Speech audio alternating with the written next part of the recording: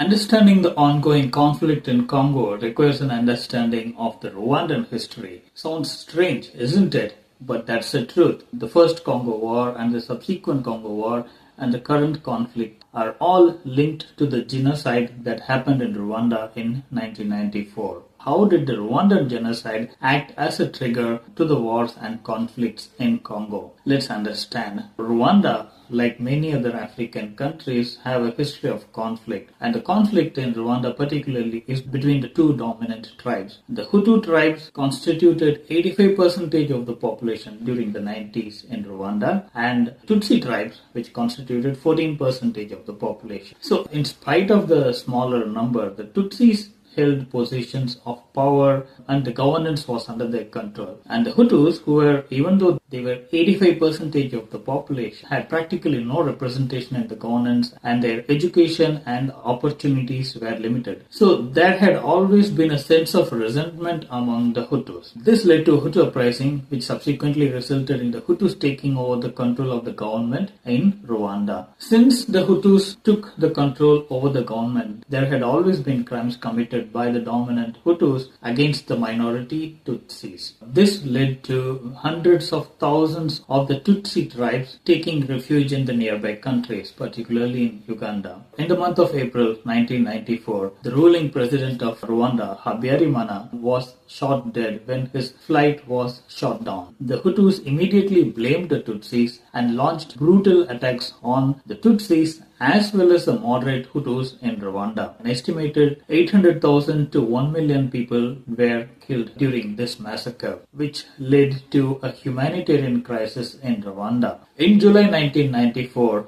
the rebel group of Rwandan Patriotic Front, led by Paul Kagame, took control over the government in Rwanda. Now, the Hutus, fearing retaliation from the RPF, fled in millions to the neighboring countries. Around 2 million people belonging to the Hutu tribe took refuge in the nearby Zaire, which is now the Democratic Republic of Congo. And the ongoing conflict is the continuing of the attacks on Hutus by the Tutsis because they fear the Hutus who were responsible for the genocide in Rwanda are still active in Congo. This is a very complicated history which takes a lot of time to internalize and digest what's going on. This mental processing is not going to happen in a jiffy. It takes a lot of time to continuously following the news and trying to understand the various actors involved in this conflict.